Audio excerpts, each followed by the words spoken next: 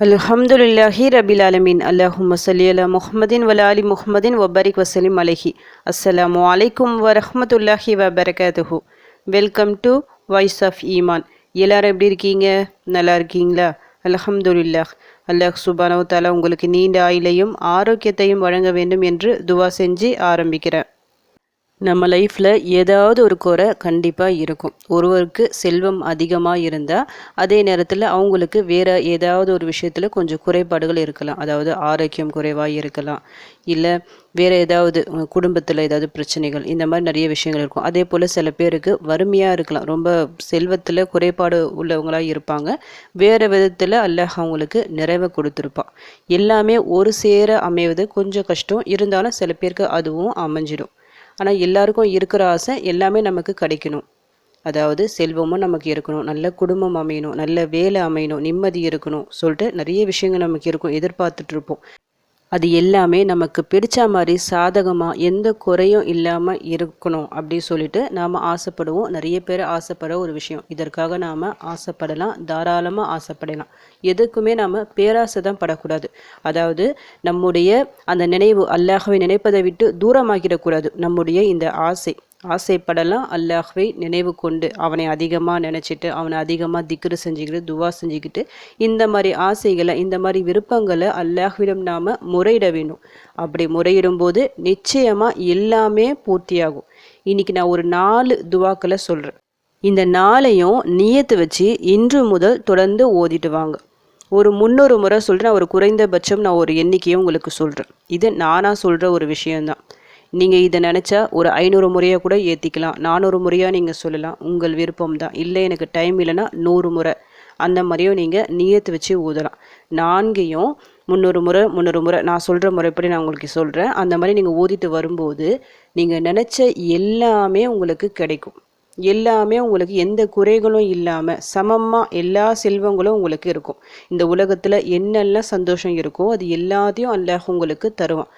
ஓத ஆரம்பித்த கொஞ்ச நாள்லேயே அதற்கான மாற்றங்களை நீங்கள் உணர்வீர்கள். ஏன்னா ஒன்று அவ்வளவு சிறந்த துவாக்கள், எல்லாமே சின்னது தான். ஒரே ஒரு வார்த்தைகள் தான் வரும் உங்களுக்கு, ஆனால் நிறைய பலன்கள் இருக்குது. அந்த ஒரு வார்த்தையில் அவ்வளவு அர்த்தங்கள் அடங்கிய துவாக்கள் இவை. நான் ஒன்று ஒன்றா சொல்லும் போது உங்களுக்கு தெரியும். அதில் ஃபஸ்ட்டு துவா, நம்ம இஸ்லாத்துக்கு வரணும்னா ஒரு திறவுகோல் இருக்குல்ல, கலிமா, அதுதான் ஃபஸ்ட்டு துவா. லா இலாஹ இல்லல்லாஹ்.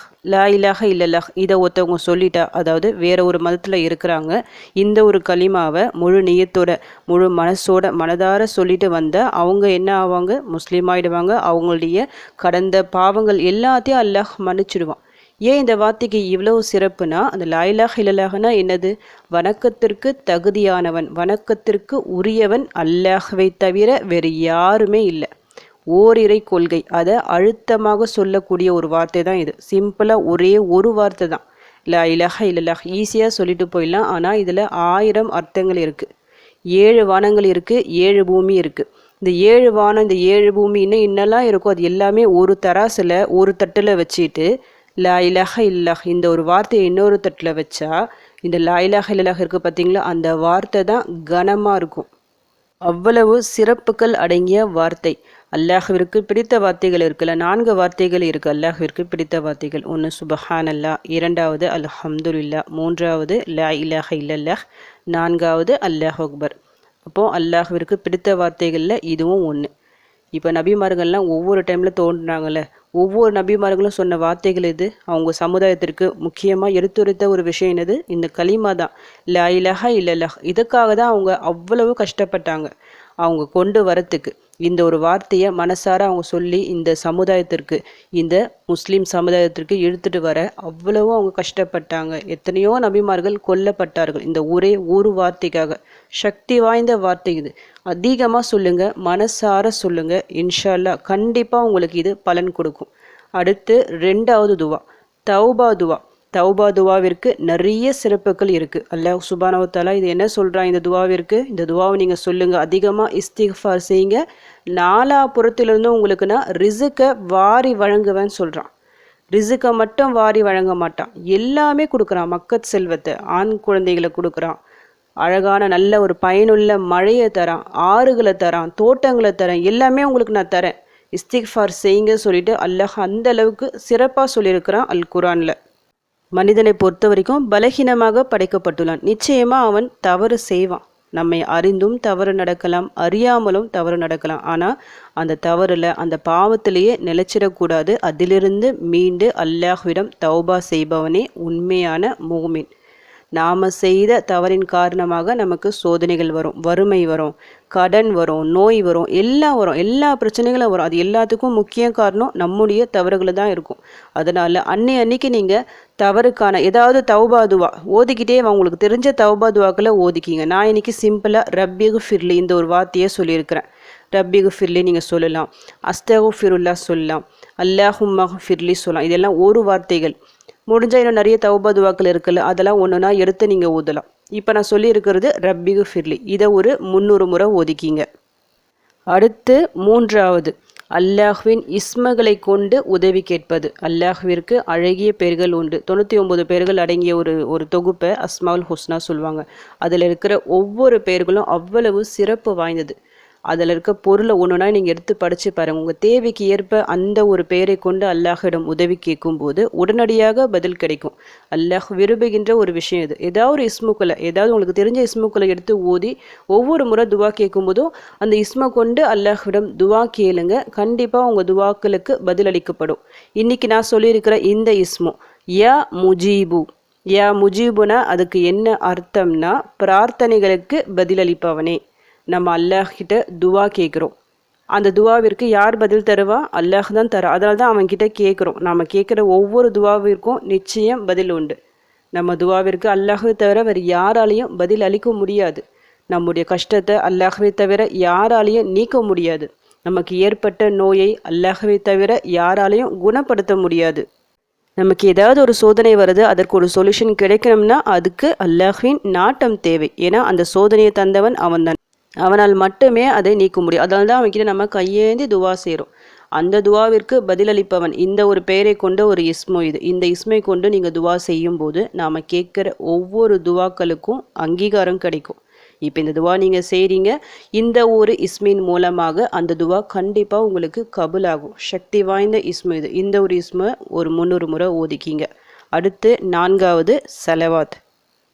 ஒரு மார்க்கத்தில் இருக்கிற ஒரு மனிதன் அல்லாஹ்வை முதலில் நம்பணும். அதற்கு பிறகு அல்லாஹ்வின் அந்த தூதர் முஹம்மது நபி ஸல்லல்லாஹு அலைஹி வஸல்லம் அவர்களை பின்பற்ற வேண்டும். அவர்களின் சுன்னாக்களை நம்ம ஃபாலோ பண்ணணும். இப்போ வெறும் குரானில் இருக்கிறத மட்டும் படிச்சுட்டு ஹதீஸை புறக்கணிச்சிட்டா நாம் ஒரு முஸ்லீமாக இருக்க முடியாது. ரெண்டுமே நமக்கு வேணும். அல்லாஹும் வேணும், அவனுடைய தூதரும் வேணும். 2 பேர் மேலேயும் 2 மேலே நாம் நம்பிக்கை கொள்ள வேண்டும். நமக்காக நபி ஸல்லல்லாஹு அலைஹி வஸல்லம் அவர்கள் அவ்வளவு துவா செஞ்சுருக்கிறாங்க. நம்மளை அவங்க பார்த்ததே இல்லை. ஆனால் நபி ஸல்லல்லாஹு அலைஹி வஸல்லம் அவர்கள் தனது மொத்த உம்மத்திற்காக அல்லாஹ்விடம் துவா செய்துள்ளார்கள். நமக்காக பாவ மன்னிப்பு கேட்டுள்ளார்கள். பல விஷயங்களை, பல சலுகைகளை வாங்கியிருக்கிறாங்க. நாளை மறுமையிலும் நமக்காக சிபாரிசு செய்பவங்க அவங்க தான். நபி அவர்கள் மட்டும்தான் சிபாரிசு செய்வாங்க. அப்படிப்பட்ட நபி அவர்களுக்காக நாம் செய்ய வேண்டிய ஒரே ஒரு விஷயம் சலவாத்.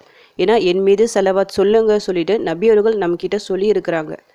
இப்போ சலவாத் சொல்கிறதால நபிக்கு வேறு எந்த அந்தஸ்தும் கிடைக்க போகிறதில்ல, நமக்கு தான் நிறைய அந்தஸ்து கிடைக்க போகுது. ஒரே ஒரு முறை நபி ஸல்லல்லாஹு அலைஹி வஸல்லம் அவர்கள் மீது நம்ம சலவாத் சொன்னால் அல்லாஹ் சுப்ஹானஹு வ தஆலா நம்மீது 10 முறை அருள் புரிகின்றான். நம்முடைய 10 தவறுகளை மன்னித்து 10 அந்தஸ்துகளை உயர்த்துகின்றான். இது எல்லாமே ஒரே ஒரு முறை சலவாத் சொல்கிறதால.